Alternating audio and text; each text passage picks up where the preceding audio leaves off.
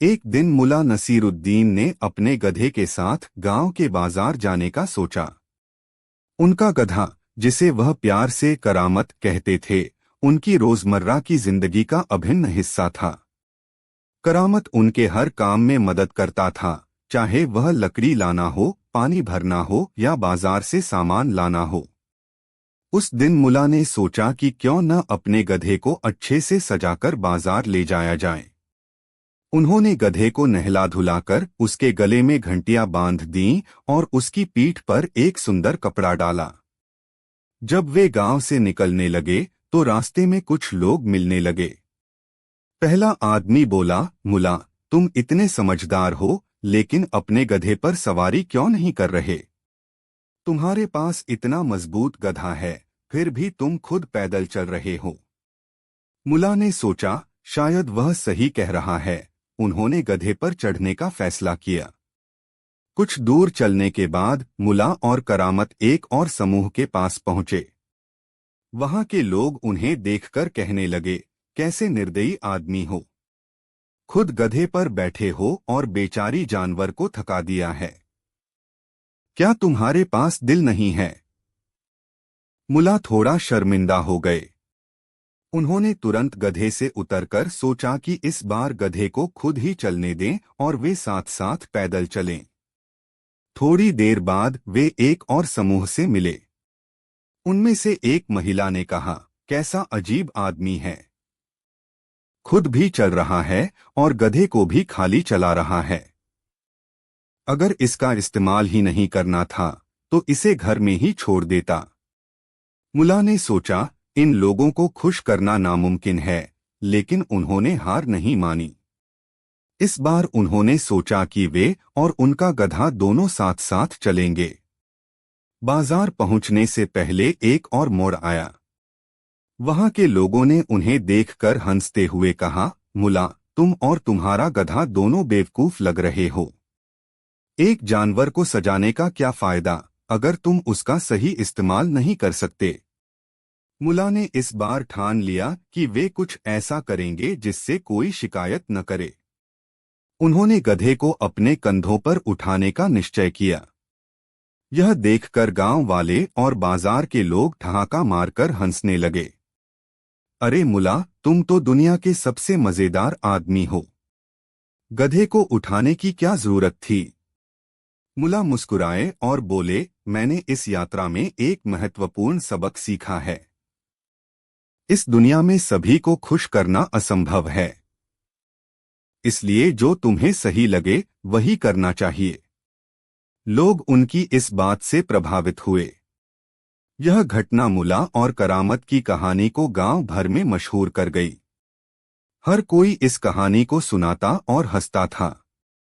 इस तरह मुल्ला नसीरुद्दीन और उनके गधे की यह कहानी सिर्फ हंसी मजाक तक सीमित नहीं रही, बल्कि एक महत्वपूर्ण जीवन का सबक भी बन गई। कहानी 2। यह कहानी उन दिनों की है जब मुल्ला नसीरुद्दीन अपने गांव के पास के बाजार में अपनी अजीबोगरीब बातों और चतुराई के कारण मशहूर हो चुके थे। एक दिन बाजार में जाते समय उन्होंने एक आदमी को देखा जो एक बकरा बेच रहा था। बकरा देखने में तंदुरुस्त और सुंदर था। मुल्ला को पता चल गया कि यह आदमी जल्दबाजी में बकरा बेचने की कोशिश कर रहा है। मुल्ला ने उस आदमी से पूछा, भाई, यह बकरा बेचने की क्या कीमत है? आदमी ने जवाब दिया, मुल्ला जी, यह बकरा आपको 500 रुपए में दे दूंगा। मुल्ला को यह सुनकर हैरानी हुई। बकरा इतना अच्छा था कि उसकी कीमत कम से कम 1000 रुपए होनी चाहिए थी। उन्होंने सोचा कि इसमें कुछ तो गड़बड़ है। मुल्ला ने कहा, भाई, बकरा तो अच्छा लग रहा है, लेकिन क्या मैं इसे थोड़ी देर के लिए ले जाकर देख सकता हूं कि यह स्वस्थ है या नहीं? आदमी ने सोचा कि मुल्ला नसीरुद्दीन ईमानदार व्यक्ति हैं और उनके साथ धोखा नहीं होगा। उसने बकरा मुल्ला को दे दिया। मुल्ला बकरे को लेकर बाजार के अंदर गए और चारों ओर घूमने लगे। बाजार में लोगों ने मुल्ला को बकरे के साथ देखा तो पूछने लगे, मुल्ला जी, क्या आपने यह बकरा खरीदा है? मुल्ला ने हंसते हुए कहा, अरे नहीं, यह मेरा नहीं है। मैं इसे बेचने की सोच रहा हूं। लेकिन यह बकरा बहुत खास है। इसकी कहानी सुनोगे तो दाम से ज्यादा इसके पीछे दौड़ने लगोगे। मुल्ला ने लोगों के बीच यह अफवाह फैला दी कि यह बकरा किसी राजा के दरबार से आया है। वह कहने लगे, यह कोई साधारण बकरा नहीं है। यह बकरा हर दिन सोने की बाल्टी में पानी पीता है और चांदी की थाली में खाना खाता है। इसके दूध में औषधीय गुण हैं, जो हर बीमारी को ठीक कर सकता है। बाजार के लोग, जो पहले इस बकरे में कोई खास दिलचस्पी नहीं ले रहे थे, अब उसकी तारीफ करने लगे। एक के बाद एक लोग बकरे के बारे में बातें करने लगे। थोड़ी ही देर में एक आदमी मुल्ला के पास आया और बोला, मुल्ला जी, यह बकरा मैं 1000 रुपए में खरीदना चाहता हूँ। मुल्ला ने जवाब दिया, भाई, यह बकरा 1000 रुपए का नहीं है। यह तो राजा के दरबार से आया है। मैं इसे कम से कम 5000 रुपए में बेचूंगा। धीरे धीरे और लोग बकरे के बारे में जानने और खरीदने के लिए इकट्ठा होने लगे। आखिरकार एक धनी व्यापारी आया और उसने मुल्ला से कहा, मुझे यह बकरा चाहिए। मैं इसे 10,000 रुपए में खरीदने को तैयार हूँ। यह कहानी हमें सिखाती है कि हर वस्तु का मूल्य उसकी वास्तविक विशेषताओं में नहीं, बल्कि उसे वह घर करने के तरीके में बाजार का वह आदमी जिसने बकरा बेचा था। नसीरुद्दीन ने अपनी चतुराई से चिल्लाने लगा कि सही प्रचार प्रसार तुमने मेरा बकरा की कीमत बढ़ा सकता है, क्यों बेचा? यह तो मेरा था। एक गांव में मुल्ला ने मुस्कुराते हुए अपनी चतुराई और विचित्र कारनामों के लिए प्रसिद्ध था कि यह बकरा खास है। एक दिन उन्होंने अपने खेत से एक बकरा खरीदा। खासियत को लोगों तक बकरा बहुत ही मोटा, सुडौल और शानदार था। मैंने कर दिया। गांव वाले उसे देखकर मुल्ला से कहते, अब व्यापारी का बकरा है। यह बकरा तो राजसी लगता है। क्या इसे बेचने का इरादा है? मुल्ला हंसकर जवाब देते, नहीं भाई, यह बकरा तो मेरे लिए अनमोल है। लेकिन हाँ, अगर इसकी कीमत मेरे मन की हो तो मैं सोच सकता हूँ। गांव में अफवाह फैल गई कि मुल्ला का बकरा अनमोल है। लोग सोचने लगे कि उसमें कुछ खास बात है। एक दिन मुल्ला ने तय किया कि वे बकरे को शहर के बाजार में बेचेंगे। उन्होंने सोचा, शहर में लोग इसे देखकर जरूर महंगे दाम देंगे, और अगर कोई खरीदेगा नहीं तो इसे वापस लेकर आ जाऊंगा। बकरे को लेकर वे बाजार की ओर चल दिए। रास्ता लंबा और कष्टदायक था, परंतु मुल्ला के पास हमेशा हंसी मजाक का खजाना रहता था और वह पूरे रास्ते बकरे से बातें करते रहे। सुन बकरे, तू तो ऐसा लगता है जैसे तुझे खुदा ने खास तौर पर बनाया हो। जब तुझे बेचने जाऊंगा तो ऐसा न हो कि तू खुद अपने दाम तय कर ले। बकरा अपनी गर्दन हिलाकर मानो सहमति जताने लगा। जैसे ही मुल्ला और बकरा शहर के करीब पहुंचे, 3 ठगों ने बकरे को देखकर उसे चुराने की योजना बनाई। उन्होंने सोचा, यह बकरा बहुत कीमती दिखता है, इसे हम चुरा ले तो काफी मुनाफा होगा। पहले ठग ने मुल्ला के पास जाकर कहा, मुल्ला साहब, क्या यह कुत्ता आपका है? मुल्ला चौंक गए, क्या? यह कुत्ता नहीं, बकरा है। ठग ने सिर हिलाकर कहा, अरे नहीं, मुझे तो यह कुत्ता ही दिखता है। शायद मेरी आंखें धोखा खा रही हैं। कुछ दूर जाकर दूसरे ठग ने मुल्ला से कहा, मुल्ला साहब, आप इस गधे को कहाँ ले जा रहे हैं? मुल्ला को गुस्सा आने लगा। यह गधा नहीं, बकरा है। तीसरे ठग ने उनसे कहा, आप इस कुत्ते को क्यों खींच रहे हैं? इसे तो आजाद कर दो। अब मुल्ला को शक हुआ। उन्होंने सोचा, क्या सच में मेरी आंखें धोखा खा रही हैं? या यह कोई चाल है? ठगों की चाल। ठगों ने अपनी योजना को सफल होते देखा। मुल्ला नसीरुद्दीन ने आखिरकार सोचा, शायद यह बकरा नहीं, सच में कोई दूसरी चीज है। मुझे इसे छोड़ देना चाहिए। उन्होंने बकरे को वहीं छोड़ दिया और ठगों की बातों में आकर आगे बढ़ गए। जैसे ही मुल्ला ने बकरा छोड़ा, तीनों ठग बकरे को लेकर जंगल में भाग गए। कुछ दूर चलने के बाद मुल्ला को अपनी गलती का एहसास हुआ। उन्होंने सोचा, यह सब किसी चाल का हिस्सा था। मैं इन्हें सबक सिखाए बिना नहीं छोड़ सकता। मुल्ला ने बाजार से कुछ चीजें खरीदीं और वापस जंगल की ओर गए।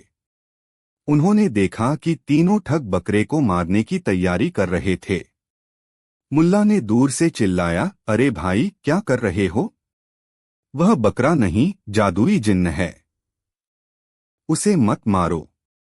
ठग डर गए और बकरा छोड़कर भाग गए।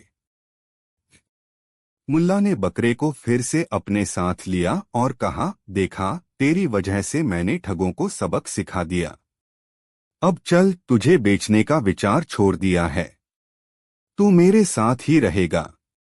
बकरे ने अपनी गर्दन हिलाई, जैसे कि वह भी सहमत हो।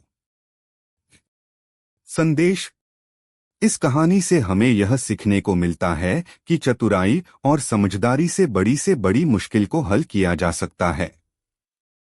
कहानी 4। एक बार की बात है, मुल्ला नसीरुद्दीन अपने गधे पर सवार होकर अपने गांव के बाजार की ओर जा रहे थे। वह हमेशा की तरह अपने गधे पर उल्टा बैठे थे, जिससे लोगों का ध्यान उनकी ओर आकर्षित हो।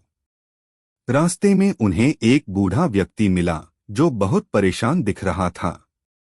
मुल्ला साहब, बूढ़े ने पुकारा, क्या आप मेरी मदद कर सकते हैं? बिल्कुल, अगर तुम्हारा सवाल गधे पर उल्टा बैठने का न हो, मुल्ला ने मुस्कुराते हुए कहा। नहीं, बात कुछ और है, बूढ़े ने कहा। मैंने सुना है कि इस इलाके में 3 खजाने छिपे हुए हैं। मैं इनकी तलाश में हूँ, लेकिन रास्ता भटक गया हूँ। क्या आप मुझे सही दिशा बता सकते हैं? मुल्ला ने अपनी दाढ़ी खुजलाई और कहा, खजाने की तलाश तो हर कोई करता है, परंतु पहले यह बताओ कि इन खजानों का पता तुम्हें कहाँ से चला? बूढ़े ने कहा, एक पुरानी किताब में इसका जिक्र था। उसमें लिखा है कि ये खजाने किसी ऐसे व्यक्ति को मिलेंगे जो दिल से ईमानदार और दिमाग से तेज हो। मुल्ला ने गहरी सांस ली और कहा, ठीक है, मैं तुम्हारी मदद करूंगा, लेकिन शर्त यह है कि इन खजानों में से जो भी मिलेगा, हम आधा आधा बांटेंगे। बूढ़ा सहमत हो गया। मुल्ला ने उसे अपने गधे पर पीछे बिठाया और दोनों खजाने की तलाश में निकल पड़े। पहला खजाना एक पुराने महल में छिपा हुआ था, जो अब खंडहर बन चुका था।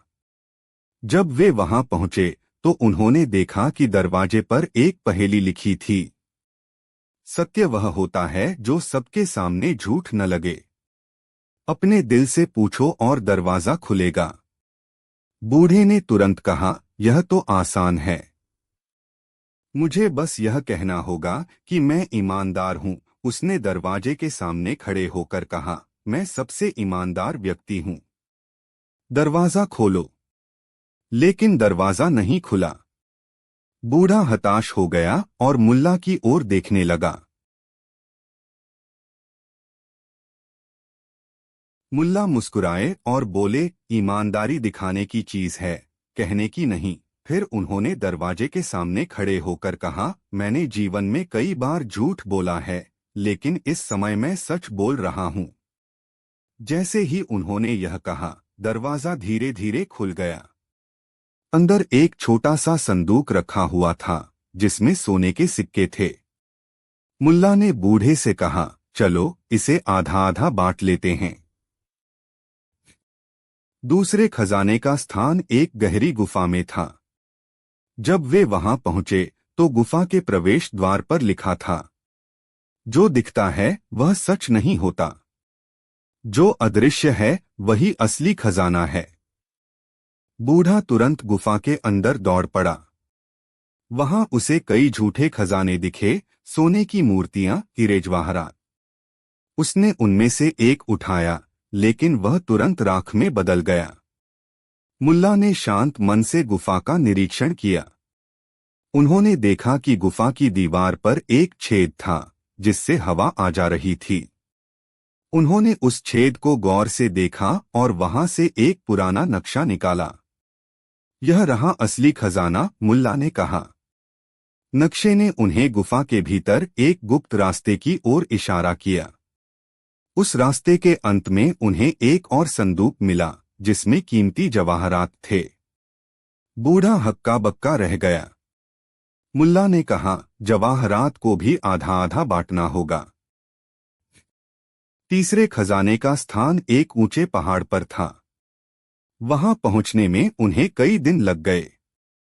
जब वे अंततः वहां पहुंचे तो उन्होंने देखा कि पहाड़ के शिखर पर एक पेड़ खड़ा है, जिसकी शाखाओं पर सुनहरे फल लटक रहे हैं। लेकिन पेड़ तक पहुंचने का कोई सीधा रास्ता नहीं था।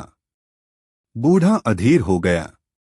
उसने कहा, मैं किसी भी तरह इस खजाने को पाना चाहता हूं। उसने जल्दी जल्दी चढ़ाई शुरू कर दी, लेकिन जल्द ही गिर गया और घायल हो गया।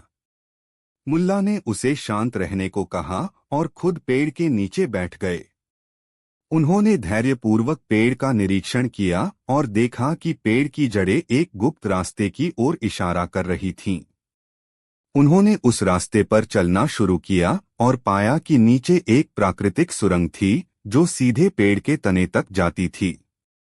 सुरंग के अंत में उन्होंने फल तोड़े और बूढ़े को वापस लाकर कहा, यह रहा तुम्हारा हिस्सा। जब तीनों खजाने मिल गए तो बूढ़ा बहुत खुश हुआ। लेकिन तभी मुल्ला ने कहा, अब समय है कि इन खजानों का असली अर्थ समझें। पहला खजाना हमें ईमानदारी सिखाता है, दूसरा बुद्धिमानी और तीसरा धैर्य। इन तीन गुणों से बड़ा खजाना कोई नहीं है। बूढ़ा यह सुनकर बहुत प्रभावित हुआ और उसने मुल्ला का धन्यवाद किया। मुल्ला मुस्कुराए और बोले, याद रखना, असली खजाना वह नहीं जो सोने और चांदी में मिलता है, बल्कि वह है जो हमारे भीतर है। इस तरह मुल्ला नसीरुद्दीन ने न केवल बूढ़े को खजाना दिलाया, बल्कि जीवन का सबसे बड़ा सबक भी सिखाया। कहानी 5। एक दिन एक छोटे से राज्य के राजा ने अपने दरबार में एक घोषणा की।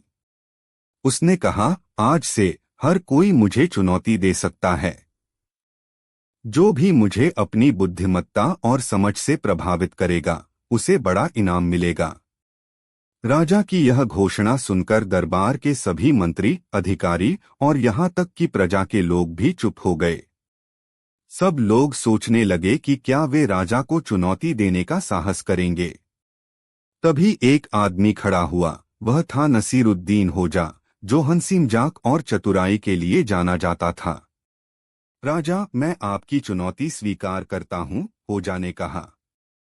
राजा ने हंसी में कहा, अच्छा, तुम मुझसे क्या चुनौती दोगे?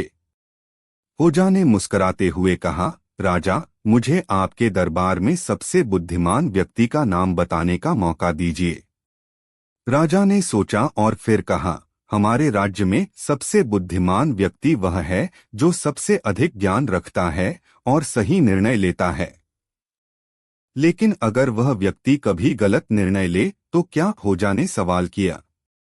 राजा थोड़ा चौंका, फिर हंसी में कहा, फिर तो वह बुद्धिमान नहीं कहलाएगा। होजा ने कहा, तो राजा, अगर मैं आपको सही निर्णय लेने की चुनौती दूं तो आप इसे स्वीकार करेंगे? राजा ने यह चुनौती स्वीकार कर ली। होजा के पास एक योजना थी। होजा ने राजा से कहा, राजा, मुझे एक दिन का समय चाहिए ताकि मैं आपके लिए सही निर्णय ले सकूं। राजा ने अनुमति दी और होजा राज्य की सड़कों पर घूमने लगा। उसने राज्य के प्रत्येक कोने का निरीक्षण किया और लोगों से मुलाकात की। उसने देखा कि कई जगहों पर लोग दुखी थे, जबकि कुछ लोग बहुत खुश थे। वह यह जानना चाहता था कि खुशहाल लोग किस कारण से खुश हैं और दुखी लोग क्यों दुखी हैं। एक दिन होजा एक गांव में पहुंचा, जहां लोग बड़े ही खुश थे। उन्होंने गांव के बुजुर्ग से पूछा, आप लोग इतने खुश क्यों हैं? बुजुर्ग ने मुस्कुराते हुए कहा, हमारे पास कुछ नहीं है, लेकिन हम एक दूसरे की मदद करते हैं और एक साथ मिलकर जीवन जीते हैं। यही हमारी खुशहाली का राज है। फिर होजा ने एक और गांव का रुख किया जहां लोग दुखी थे। वहां के लोगों ने उसे बताया कि उनके पास बहुत संपत्ति है, लेकिन वे एक दूसरे से लड़ते रहते हैं। किसी को भी संतोष नहीं है और यह ही उनकी दुखों का कारण है। अगले दिन होजा राजा के दरबार में लौटा। राजा ने उसे चुनौती के बारे में याद दिलाया, तो होजा, क्या आपने मुझे सही निर्णय दिया है? होजा मुस्कुराए और कहा, राजा, मैंने आपकी चुनौती को अच्छे से समझा। आपकी सच्ची बुद्धिमत्ता यह नहीं है कि आप कितने ज्ञानवान हैं, बल्कि यह है कि आप कैसे अपने राज्य के लोगों को खुशहाल बना सकते हैं। राजा ने जिज्ञासा से पूछा, तो क्या मुझे करना चाहिए? होजा ने उत्तर दिया, आपको सबसे पहले अपने राज्य में लोगों के बीच सहयोग और समझ बढ़ानी होगी। संपत्ति और धन से ज्यादा जरूरी है लोगों का मिलजुल कर रहना और एक दूसरे का साथ देना। राजा ने सोचा और फिर कहा, तुम सही हो होजा। यह समझने के लिए मुझे बहुत समय नहीं लगा और तुम्हारा निर्णय सटीक है। तुमने मुझे सही रास्ता दिखाया है। राजा ने फिर होजा से पूछा, तो क्या हम इस नई योजना को लागू कर सकते हैं? होजा मुस्कुराए और कहा, राजा, इसे लागू करने के लिए हमें पहले खुद को बदलना होगा। यदि आप दूसरों को सिखाना चाहते हैं तो आपको पहले खुद समझना होगा। राजा ने यह सलाह मानी और अपने राज्य के लोगों से मिलकर उनका हालचाल पूछा। उसने उनके साथ संवाद किया और उनकी समस्याओं को समझा। इस तरह राज्य में खुशी और सहयोग की भावना बढ़ी। राजा ने होजा को एक बड़ा इनाम देने की सोची, लेकिन होजा ने विनम्रता से कहा, राजा, मेरा इनाम यही है कि आपने समझा और अपने राज्य को बेहतर बनाने का प्रयास किया। यही सबसे बड़ा इनाम है। राजा ने फिर हंसी में कहा, तुम तो सचमुच बहुत बुद्धिमान हो होजा। इस कहानी से यह सीखने को मिलता है कि असल बुद्धिमानी दूसरों को समझने और उनके साथ सहयोग करने में है। हंसी और सरलता से जीवन की कठिनाइयों को सुलझाना, यही असली ज्ञान है। यह कहानी नसीरुद्दीन होजा के बुद्धिमत्ता और हास्य का सुंदर मिश्रण है।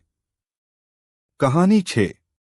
नसीरुद्दीन एक छोटे से गांव का साधारण सा व्यक्ति था, जो अपनी चतुराई और मजेदार हरकतों के लिए मशहूर था।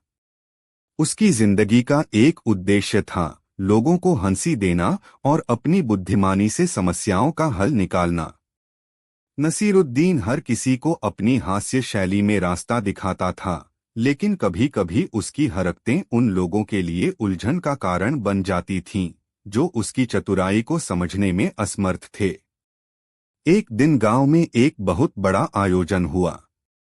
गांव के सबसे बड़े व्यापारी शेख असद ने घोषणा की कि जो कोई भी एक ऐसा अद्भुत काम करेगा जिससे उसकी आंखें चौंक जाएं, उसे एक बड़ा इनाम मिलेगा।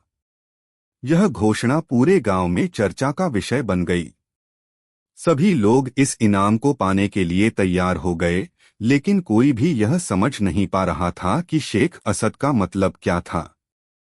गांव के लोग सोच में पड़ गए, लेकिन नसीरुद्दीन ने यह बात सुनी और उसकी आंखों में एक चहक उठी। वह जानता था कि यह किसी तरह की चाल है, जिसमें बुद्धिमानी से खेल खेला जाना चाहिए। उसने शेख असद से मिलने का निश्चय किया। नसीरुद्दीन शेख असद के पास गया और उसने शेख से पूछा, आपके इस आयोजन का उद्देश्य क्या है, शेख साहब? शेख असद ने मुस्कुराते हुए कहा, मुझे लगता है कि तुम मेरे इस प्रस्ताव का मजाक उड़ा रहे हो, नसीरुद्दीन। अगर तुम कुछ ऐसा कर सको जिससे मेरी आंखें चौंधिया जाएं, तो तुम्हें बड़ा इनाम मिलेगा। नसीरुद्दीन ने शेख असद की बातों को गौर से सुना और फिर एक मुस्कान के साथ जवाब दिया, मैं तैयार हूं, लेकिन मुझे एक शर्त है। शेख असद ने उसकी तरफ देखा, क्या शर्त है? अगर मैं तुम्हारी आंखों को चौंधिया दूं, तो क्या तुम मुझे वादा करोगे कि तुम मुझे इनाम दोगे और मेरे छोटे से गांव को भी लाभ पहुंचाओगे? नसीरुद्दीन ने पूछा। शेख असद हंसी में बोला, तुम इतने छोटे से गांव से हो और तुम मुझसे शर्त रख रहे हो। ठीक है, मैं तुम्हें यह वादा करता हूं। अब तुम्हारी बारी है। नसीरुद्दीन ने अपनी आंखों में एक चमक डाली और कहा, मेरी आंखें तुम्हारे लिए एक तिजोरी की तरह हैं, और मैं तुम्हारे सामने ऐसा एक खेल खेलूंगा जिससे तुम्हारी आंखों में चमक आ जाएगी। वह शेख असद के पास से कुछ कदम दूर खड़ा हुआ और अपनी आंखों को एक विशेष तरीके से घुमाने लगा।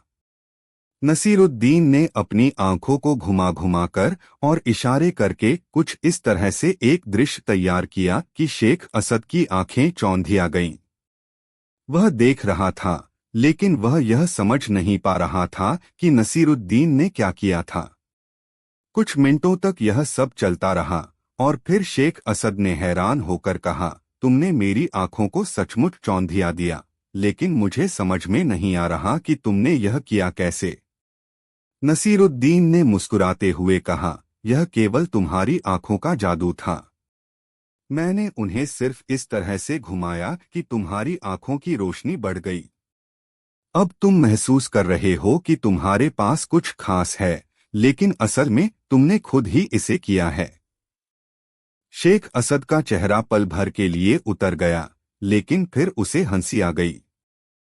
तुम सच में एक चतुर व्यक्ति हो, नसीरुद्दीन। मैं हार गया, लेकिन मुझे यह मानना पड़ेगा कि तुम्हारी बुद्धिमानी अद्वितीय है। नसीरुद्दीन ने शेख असद को न केवल अपने हंसी मजाक से बल्कि अपनी चतुराई से भी एक बड़ा पाठ पढ़ाया। उसकी आंखों में एक राज था जिसे शेख असद ने सीखा, और उसे यह एहसास हुआ कि असल में जो कुछ भी होता है वह हमारे खुद के दृष्टिकोण पर निर्भर करता है।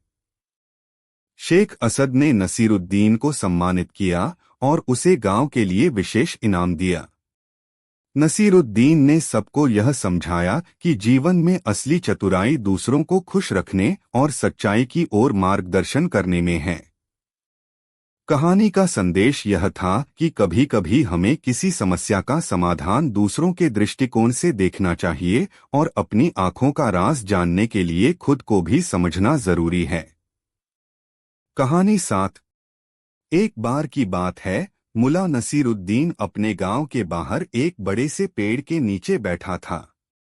उसका चेहरा हमेशा की तरह मुस्कुराते हुए था, लेकिन उसकी आंखों में एक खास प्रकार की चमक थी, जैसे वह कुछ गहरा सोच रहा हो। पास ही कुछ गांव वाले खड़े थे और उनकी बातें भी मुला की तरफ आकर्षित हो रही थीं। गांव वाले आपस में चर्चा कर रहे थे कि किस तरह से मुला नसीरुद्दीन हर समस्या का हल बड़ी सरलता से ढूंढ निकालता है। वह बड़ा चतुर आदमी है, एक गांव वाला बोला। लेकिन वह जो भी करता है उसमें एक अजीब सी हास्यजनकता होती है, दूसरे ने कहा। लेकिन उसकी समझ इतनी गहरी होती है कि हमें कभी समझ ही नहीं आता कि वह क्या कर रहा है। इस पर मुला नसीरुद्दीन ने उनकी बातें सुनी और मुस्कुराते हुए खड़ा हो गया। क्या तुम लोग मेरे बारे में कुछ सुनना चाहते हो? उसने पूछा। गांव वालों ने उत्सुकता से हाँ कहा। मुला ने आंखों में चमक के साथ कहना शुरू किया। मेरे बारे में एक कहानी है, उसने कहा। बहुत समय पहले की बात है, जब मैं एक छोटे से गांव में रहता था, तो मुझे एक बहुत बड़ी समस्या का सामना करना पड़ा। गांव वाले चुप हो गए और उनका ध्यान पूरी तरह से मुला की ओर था। एक दिन मुला ने कहना जारी रखा, गांव में एक बड़ा झगड़ा हुआ। दो परिवारों के बीच एक बहुत बड़ी बहस हो रही थी। हर कोई अपनी बात पर अड़ा था। वे सब मुझे बुलाने आए क्योंकि मुझे लगता था कि मैं समस्याओं का समाधान खोजने में सक्षम था। मैंने सोचा कि यह एक अवसर है और मैं यहाँ पहुंचा। जब मैं वहां पहुंचा तो दोनों परिवारों ने मुझसे पूछा कि उन्हें क्या करना चाहिए। मैंने दोनों से पूछा, तुम दोनों में से कौन सच्चा है? उन्होंने कहा, हम दोनों सही हैं। मैंने हंसते हुए कहा, अगर तुम दोनों सही हो तो समस्या का समाधान तो बिल्कुल आसान है। तुम दोनों को एक साथ बैठकर खुशी से रहना चाहिए। गांव वाले यह सुनकर हंस पड़े। मुल्ला नसीरुद्दीन की सरलता और गहरी समझ ने उन्हें आश्चर्यचकित कर दिया। लेकिन समस्या केवल यह नहीं थी, मुल्ला ने फिर कहा। जब मैंने दोनों परिवारों को समझाया तो वे दोनों अपनी बात पर अड़े रहे।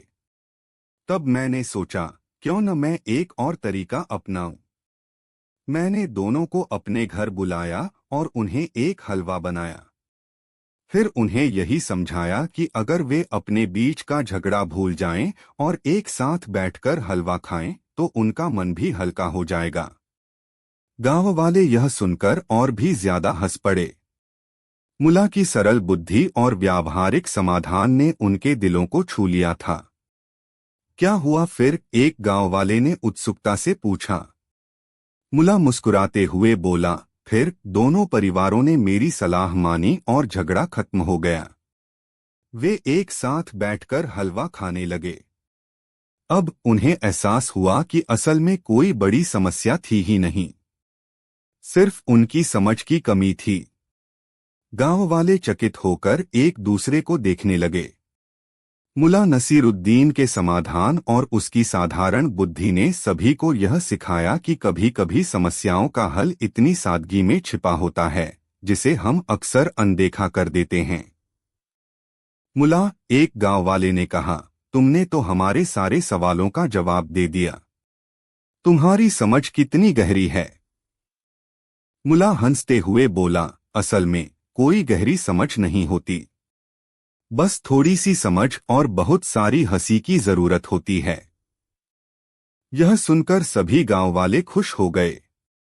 वे समझ गए कि दुनिया की जटिल समस्याएं असल में उतनी जटिल नहीं होती अगर हम उन्हें सही दृष्टिकोण से देखें।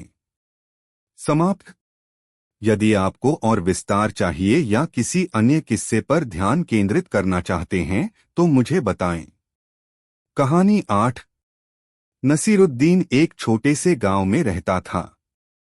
वह हमेशा अपने विचारों और मस्ती से भरा हुआ रहता था। उसका हंसी मजाक का तरीका हर किसी को आकर्षित करता था और इसके बावजूद वह हमेशा किसी न किसी जीवन के गहरे सत्य को समझने की कोशिश करता था। एक दिन नसीरुद्दीन ने अपने गांव के सबसे बड़े उस्ताद से एक बहुत ही महत्वपूर्ण सवाल पूछा। उस्ताद, नसीरुद्दीन ने कहा, क्या आप मुझे यह बता सकते हैं कि जीवन का असली अर्थ क्या है? उस्ताद मुस्कराए और बोले, यह एक गहरी बात है नसीरुद्दीन। इसका उत्तर तुम्हें तब मिलेगा जब तुम खुद अपने जीवन की सच्चाइयों को समझोगे। लेकिन तुम्हारी मदद के लिए एक कहानी सुनाता हूं। उस्ताद ने कहानी शुरू की। एक बार की बात है, एक गांव में एक व्यक्ति था जिसे बस्ता लेकर चलने की आदत थी। वह बस्ता हमेशा अपनी पीठ पर लादे रहता था, लेकिन उसमें कुछ नहीं था। जब भी लोग उससे पूछते, तुम्हारे बस्ते में क्या है, तो वह हमेशा यही जवाब देता, बस थोड़ी बहुत धूल और यादें। लेकिन एक दिन उस आदमी का बस्ता अचानक से खो गया। उसने हर जगह ढूंढा, हर किसी से पूछा, लेकिन उसका बस्ता कहीं नहीं मिला। अब वह बेचैन हो गया, क्योंकि वह अपने बस्ते को लेकर बहुत ज्यादा जुड़ा हुआ था। अब वह नहीं जानता था कि उसे क्या करना चाहिए। नसीरुद्दीन उस्ताद की कहानी को ध्यान से सुन रहा था और उसने पूछा, लेकिन उस्ताद, उस आदमी ने क्या किया? उस्ताद मुस्कराए और बोले, वह आदमी बहुत समय तक परेशान रहा, लेकिन एक दिन उसने समझा कि बस्ता खो जाने के बाद भी जीवन में आगे बढ़ने के लिए उसे अपने भीतर के ज्ञान और अनुभवों पर भरोसा रखना होगा। वह समझ गया कि बस्ता उसका नहीं था, बल्कि वह खुद था जो उसे लेकर चल रहा था। जब उसने अपना मानसिक बोझ हल्का किया तो उसे जीवन की सच्चाई का एहसास हुआ। नसीरुद्दीन थोड़ी देर तक चुप रहा। फिर उसने उस्ताद से कहा, लेकिन उस्ताद, मुझे तो लगता है कि उस आदमी को बहुत बुरा लगा होगा जब उसका बस्ता खो गया। उस्ताद हंसे और बोले, हाँ नसीरुद्दीन, लेकिन असली सवाल यह नहीं है कि बस्ता खोने से उसे कैसा महसूस हुआ, बल्कि यह है कि क्या वह अपने भीतर का ज्ञान और आत्मविश्वास खोने से डरता था। वह सीख रहा था कि जिन चीजों से हम जुड़े होते हैं वे हमेशा हमारे साथ नहीं रहती। जीवन में कभी भी कुछ भी खो सकता है, लेकिन अगर हम अपनी आंतरिक शक्ति और समझ को सही दिशा में लगाते हैं तो हम हमेशा संतुलित और खुश रह सकते हैं। नसीरुद्दीन समझ गया कि उस्ताद की बात सिर्फ एक मजेदार कहानी नहीं थी, बल्कि यह जीवन के एक महत्वपूर्ण सबक की ओर इशारा कर रही थी। उसने महसूस किया कि हमें कभी भी अपने बाहरी साधनों या चीजों से बहुत अधिक जुड़ाव नहीं करना चाहिए, क्योंकि जब वे खो जाती हैं तो हम अपने आप को खो देते हैं। बल्कि हमें अपने भीतर के ज्ञान और समझ पर ध्यान केंद्रित करना चाहिए, जो हमारे साथ हमेशा रहेगा। अब नसीरुद्दीन ने अपने जीवन में इस सिद्धांत को अपनाने का संकल्प लिया। उसने धीरे धीरे अपने बाहरी बस्ते को हल्का किया और आंतरिक अनुभव और ज्ञान को अपने जीवन का मुख्य हिस्सा बना लिया। कहानी का संदेश। नसीरुद्दीन की इस कहानी से हमें यह सीखने को मिलता है कि जीवन में बहुत सी चीजें हमारे पास होती हैं, लेकिन असली संपत्ति हमारे भीतर की समझ, ज्ञान और आत्मविश्वास है। हमें बाहरी दुनिया में खो जाने की बजाय अपनी आंतरिक ताकत को पहचानने की कोशिश करनी चाहिए। जब हम अपने भीतर की शक्ति और बुद्धिमत्ता पर भरोसा रखते हैं तो हमें बाहरी नुकसान और विफलताओं से डरने की आवश्यकता नहीं रहती। कहानी 9। मुला नसीरुद्दीन एक छोटे से गांव के प्रसिद्ध व्यक्ति थे। उनके पास ज्ञान था, लेकिन उसका तरीका थोड़ा अलग था। वे कभी भी किसी प्रश्न का सीधा उत्तर नहीं देते थे। उनकी बातें अक्सर उलझी हुई होती थीं, लेकिन लोग हमेशा उनके आसपास रहते थे, क्योंकि वे जो कहते उसमें हमेशा एक गहरी शिक्षा छिपी होती थी। एक दिन नसीरुद्दीन अपने घर के बाहर बेंच पर बैठे हुए थे जब 3 युवक उनके पास आए। ये युवक बहुत ही गंभीर थे और उनके चेहरे पर सवालों का बोझ था। वे जानते थे कि मुला नसीरुद्दीन किसी भी समस्या का समाधान चुटकुलों और बुद्धिमानी से कर सकते हैं, इसलिए उन्होंने सोचा कि वे नसीरुद्दीन से कुछ बड़े सवाल पूछेंगे। पहला युवक बोल पड़ा, मुला नसीरुद्दीन, हमें एक बड़ा सवाल है। क्या आप बता सकते हैं कि जीवन का सबसे महत्वपूर्ण उद्देश्य क्या है? नसीरुद्दीन ने मुस्कुराते हुए युवक की ओर देखा और कहा, तुमने बहुत गंभीर सवाल पूछा है। जीवन का उद्देश्य वही है जो तुम उसे बनाते हो। अगर तुम सोचते हो कि जीवन एक यात्रा है तो तुम यात्रा का आनंद लो, और अगर तुम सोचते हो कि जीवन एक परीक्षा है तो तुम इसे एक अच्छे तरीके से पास करो। लेकिन जीवन का सबसे बड़ा उद्देश्य क्या है, यह तुम्हारे खुद के अनुभवों पर निर्भर करता है। युवक थोड़ी देर चुप रहा और फिर दूसरे युवक ने सवाल किया, ठीक है मुला, लेकिन क्या आप हमें यह भी बता सकते हैं कि यह दुनिया क्यों बनी है?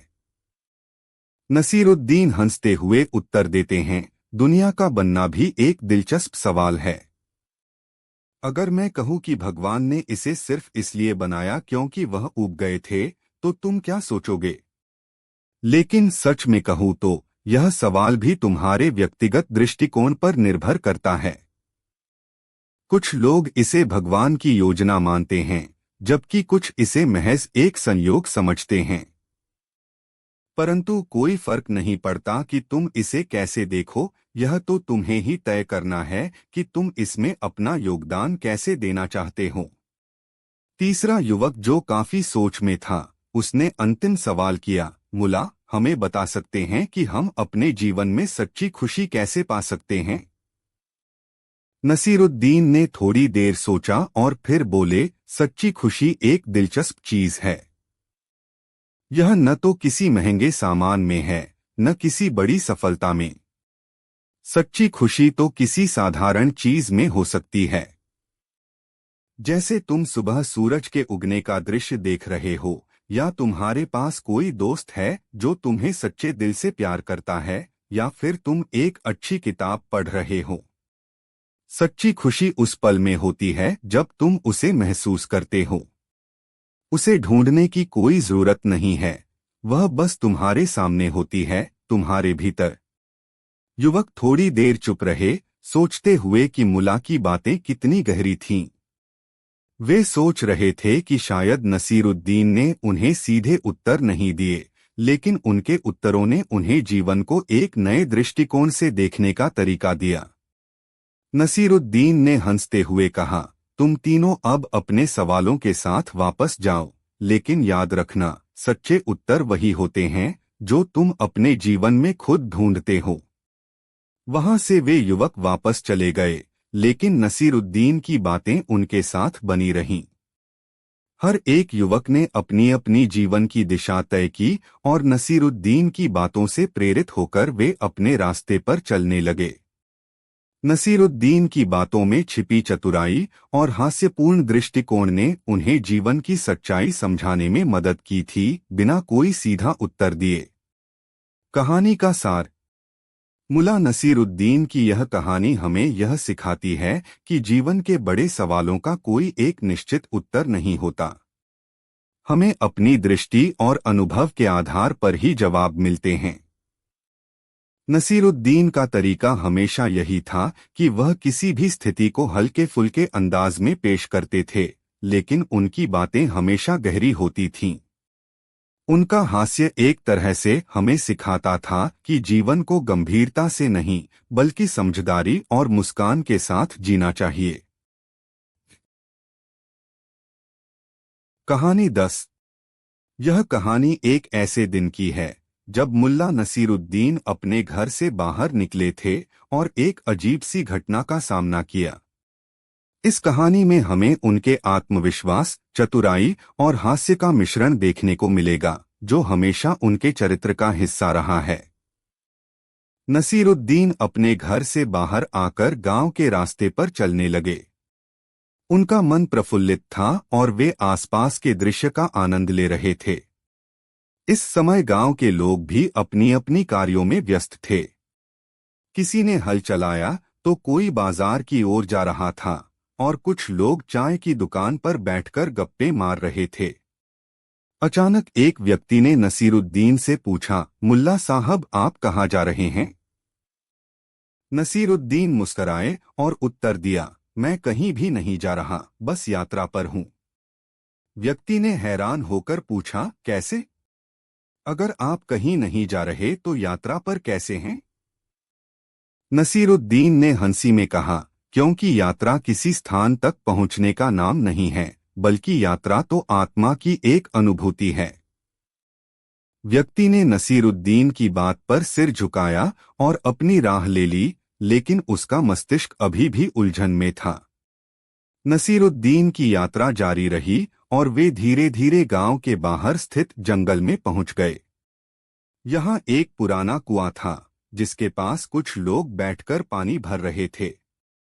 एक वृद्ध व्यक्ति नसीरुद्दीन को देखता हुआ उन्हें नमस्कार करने आया। मुल्ला साहब, आपको तो लोग बहुत मानते हैं। यहाँ कैसे आना हुआ? वृद्ध व्यक्ति ने पूछा। बस यात्रा कर रहा हूँ, नसीरुद्दीन ने सरलता से जवाब दिया। वृद्ध ने पूछा, क्या यह यात्रा बहुत लंबी है?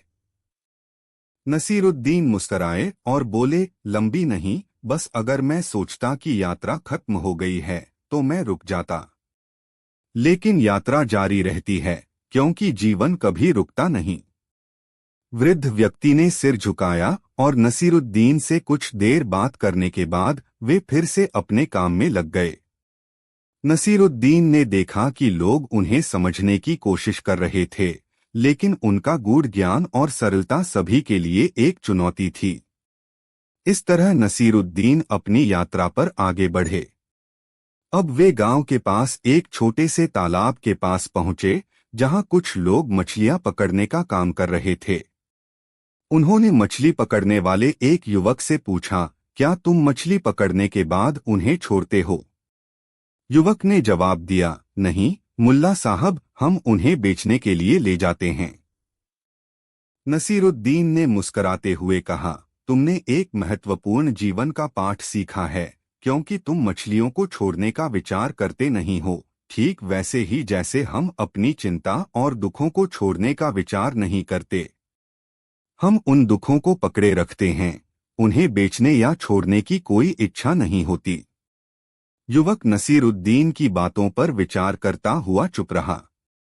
वह सोचने लगा कि वास्तव में क्या उसकी चिंता और दुख भी उसे जैसे मछलियां पकड़ने के लिए मजबूर कर रहे हैं। यह कहानी जारी रही और नसीरुद्दीन अपने गांव के पास एक बड़े पेड़ के नीचे पहुंचे, जहां एक छोटे से बच्चे के साथ एक महिला बैठी थी। महिला ने नसीरुद्दीन से पूछा, मुल्ला साहब, आप यात्रा पर कहाँ जा रहे हैं? नसीरुद्दीन ने जवाब दिया, मैं तो बस चल रहा हूँ, लेकिन तुम लोग कहाँ जा रहे हो? महिला थोड़ी चौंकी और बोली, हम तो घर जा रहे हैं। नसीरुद्दीन ने मुस्कुराकर कहा, तुम घर जा रहे हो, लेकिन क्या तुम जानते हो कि असल में तुम्हारा घर कहाँ है? महिला को यह सवाल अजीब सा लगा, लेकिन उसने जवाब दिया, मेरा घर तो यहाँ गांव में है। नसीरुद्दीन ने मुस्कुराते हुए कहा, लेकिन तुम्हारा असली घर तो तुम्हारे अंदर है। तुम्हारा दिल ही तुम्हारा असली घर है। तुम अगर वहां पहुंच सको तो तुम्हारा बाहर का घर भी तुम्हारे लिए किसी मायने का नहीं रहेगा। महिला सोच में पड़ गई। उसकी आंखों में एक अदृश्य समझ की चमक थी, जैसे उसने नसीरुद्दीन की बातों को समझा हो। अब तक नसीरुद्दीन ने अपनी यात्रा पूरी की थी। वे गांव लौटने लगे। रास्ते में उन्हें कुछ और लोगों ने पूछा, मुल्ला साहब, आपने किस जगह की यात्रा की? नसीरुद्दीन मुस्कराए और बोले, मैंने किसी जगह की यात्रा नहीं की। मैंने केवल अपनी आत्मा की यात्रा की, और वह यात्रा कभी खत्म नहीं होती। गांव लौटकर नसीरुद्दीन ने अपने घर में आराम किया, लेकिन उस दिन की यात्रा ने उन्हें एक नया दृष्टिकोण दिया था। उन्होंने यह समझा कि जीवन एक यात्रा है, जो न केवल बाहरी दुनिया में बल्कि हमारे भीतर भी होती है। और इस यात्रा का सबसे महत्वपूर्ण पहलू है अपने आप को समझना और अपने अस्तित्व को जानना। कहानी का संदेश था, यात्रा का उद्देश्य किसी गंतव्य तक पहुंचने का नहीं, बल्कि हर पल को जीने और अपने भीतर के सत्य को जानने का होता है। यह कहानी नसीरुद्दीन के सरल और गूढ़ विचारों को एक साथ प्रस्तुत करती है। उनके द्वारा दी गई शिक्षा जीवन के हर पहलू में महत्वपूर्ण होती है, चाहे वह हास्य हो या गहरे अर्थ। कहानी 11। एक दिन नसीरुद्दीन अपने शहर के बाजार में घूम रहे थे। उन्हें देखते ही कुछ लोग उनके पास आए और कहने लगे, हमें तुमसे एक सवाल पूछना है। नसीरुद्दीन मुस्कराए और बोले, क्या सवाल है?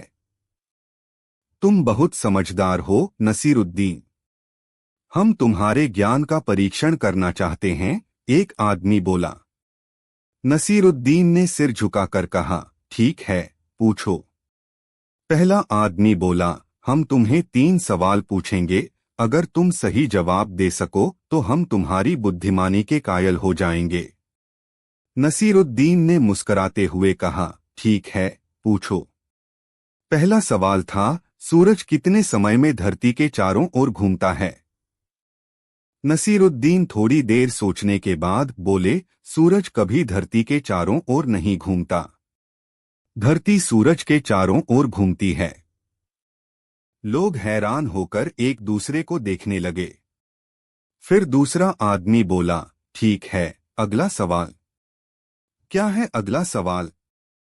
अगर एक जहाज में 500 आदमी हैं और जहाज डूब जाता है तो कितने लोग बचेंगे? नसीरुद्दीन हंसी में बोले, 500 लोग बचेंगे, क्योंकि जहाज डूबा तो था, लेकिन सवाल तो यह है कि वह बचने में सक्षम है या नहीं। तीसरा आदमी थोड़ा और गंभीर होकर बोला, अगर तुम्हारे पास 1 किलो चाय है और 1 किलो चीनी है तो क्या तुम्हारे पास ज्यादा वजन होगा? नसीरुद्दीन बोले, नहीं, दोनों का वजन बराबर है। 1 किलो चाय और 1 किलो चीनी का वजन हमेशा 1 किलो ही होगा। लोग हंसी में पड़ गए और नसीरुद्दीन की बुद्धिमानी की सराहना करने लगे। वे उसे स्मार्ट आदमी मानने लगे। लेकिन नसीरुद्दीन ने सबको एक आखिरी सलाह दी, ज्ञान का वास्तविक अर्थ तब होता है जब हम खुद को समझें और समझदारी से काम लें। ज्यादा ज्ञान का होना जरूरी नहीं, लेकिन समझ और विवेक से जीना हमेशा फायदे का होता है। लोग इस बात से सहमत हो गए और उन्हें एहसास हुआ कि नसीरुद्दीन न केवल समझदार हैं, बल्कि उनका ज्ञान जीवन के गहरे अर्थों को समझने में मदद करता है।